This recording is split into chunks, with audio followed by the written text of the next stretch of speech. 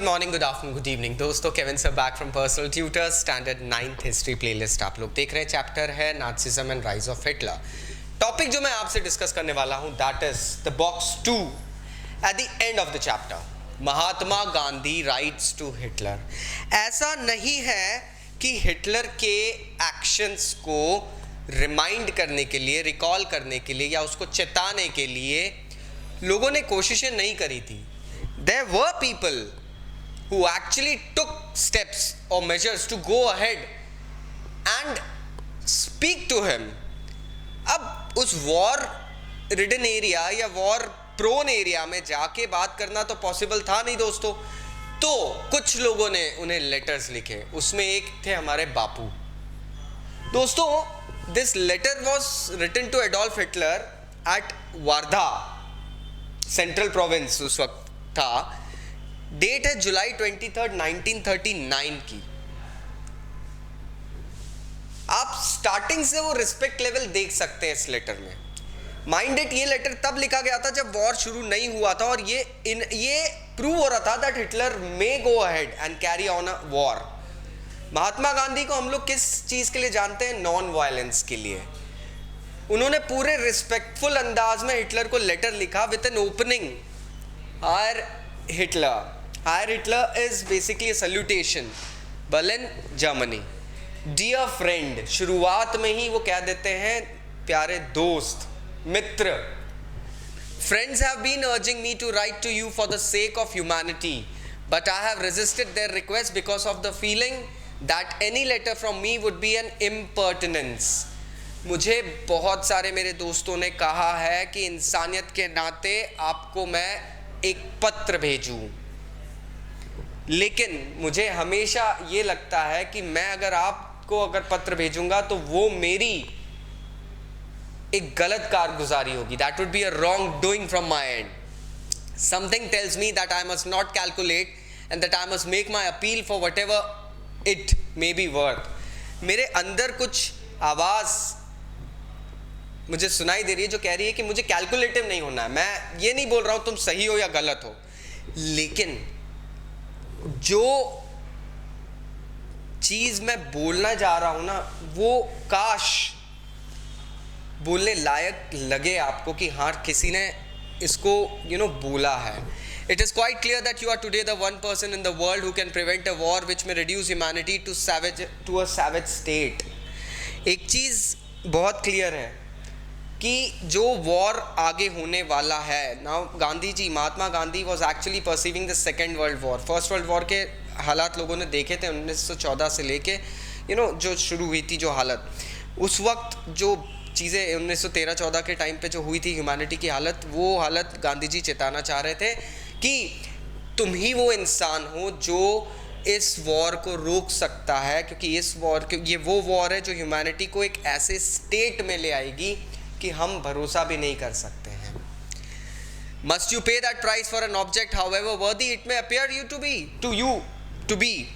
Will you listen to the appeal of one who has deliberately shunned the method of war, not without considerable success? अब आप कोई सी चीज शुरू करते हैं तो आपको उसका दाम चुकाना पड़ता है। महात्मा गांधी चेता रहे हैं कि अगर आप ये वॉर शुरू करोगे तो you will also have to pay the price. And क्या आप मुझ जैसे एक इंसान की बात सुनना पसंद करेंगे जिसने बिना कहते हैं ना, दे दी हमें आज़ादी बिना खड़क बिना ढाल, वो वाली बात महात्मा गांधी हिटलर को बता रहे थे कि क्या आप एक ऐसे इंसान की बात सुनना पसंद करेंगे। वो अपने आप को नरेट कर रहे थे, जिस इंसान ने बिना किसी वॉर के मेथड से,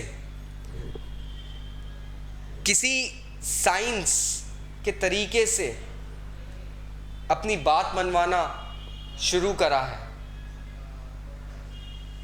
एनीवेज, यहां पे वर्ड है anyway. I anticipate your forgiveness if I have erred in writing to you. I remain your sincere friend M.K. Gandhi. फिर भी महात्मा गांधी ने एक एब्रप्ट सी एंडिंग दी है एनीवेज कह के। कोई बात नहीं, अगर मुझसे लिखने में कोई गलती हुई है तो please I request for your forgiveness. I remain अभी भी आपका दोस्त मोहनदास करमचंद गांधी. ये एक अपील थी महात्मा गांधी की दोस्तों towards Hitler, to not to indulge in a war because it would bring destruction and suffering to all mankind across. अब immediately बाद में war शुरू हो चुका है, atrocities शुरू हो चुकी है. World is looking at the sufferings that Jewish people, Jewish community is going through. The date is December 24th, 1940. That was earlier, a year earlier. ये भी महात्मा गांधी ने लेटर लिखा. But see the contrast in the language my friends. We have found in non violence a force which if organise can without doubt match itself against the combination of all the most violent forces in the world. हमने non violence के through एक ऐसी ताकत का पता लगा लिया जो दुनिया के सारे वॉर, सारी वायलेंस को मिला के भी उसके इक्वल नहीं खड़ी हो सकती. मतलब दुनिया की सारी वॉर, सारी वायलेंस को मिला दो, नॉन वायलेंस, अहिंसा एक ऐसी ताकत है जिसका मुकाबला सारी दुनिया के वॉर्स, सारी दुनिया के कॉन्फ्लिक्ट्स नहीं कर सकते हैं. बहुत ताकतवर चीज़ है अहिंसा. In non violent technique as I have said there is no such thing as defeat. अहिंसा में कोई हार नहीं होती है. हार जीत तो युद्ध में होती है. इट इज ऑल डू और डाई विदाउट किलिंग और हर्टिंग. अहिंसा के थ्रू अपनी बात मनवाना मतलब करो या मरो होता है, लेकिन इसमें आप किसी को मार नहीं रहे हो, आप किसी को हर्ट नहीं कर रहे हो.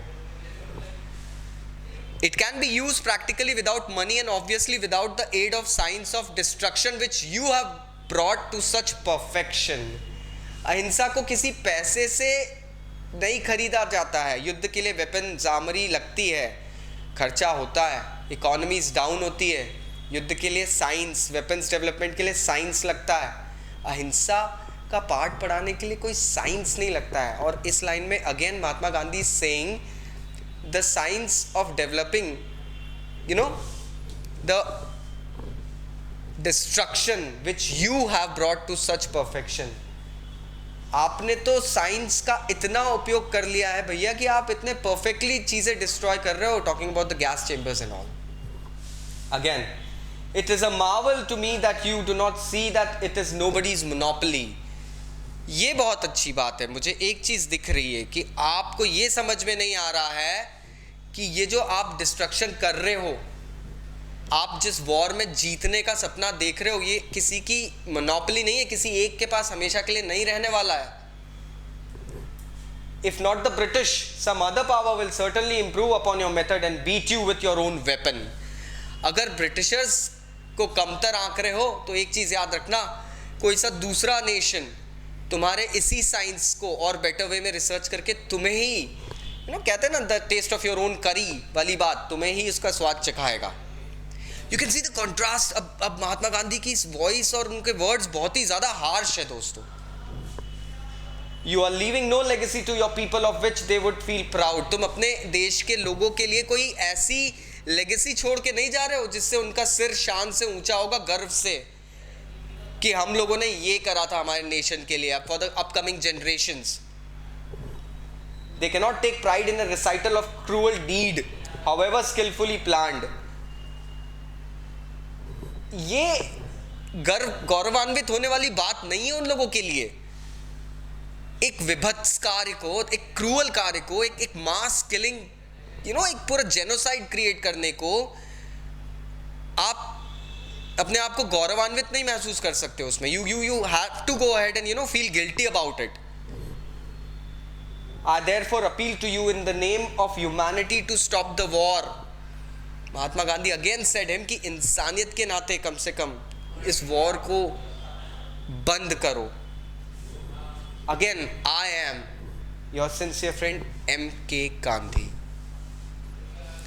इस वक्त Mahatma Gandhi very clearly I remain your friend नहीं, I am बोलते हैं, your sincere friend. Because here he is showing up the upper hand. He is explaining something to Adolf Hitler जो शायद उसको कभी समझ में भी नहीं आई होगी दोस्तों. I am not here to create a modus operandi और a stereotype, but still this is what is mentioned in this chapter. I hope आपने सारे वीडियोस क्लियरली फॉलो करे हैं. फिर भी अगर इस पूरे चैप्टर में कोई डाउट्स रह गए हों दोस्तों, तो प्लीज़ नीचे कमेंट बॉक्स में कमेंट जरूर करना. I will be going ahead and replying back. Thank you very much. Take care.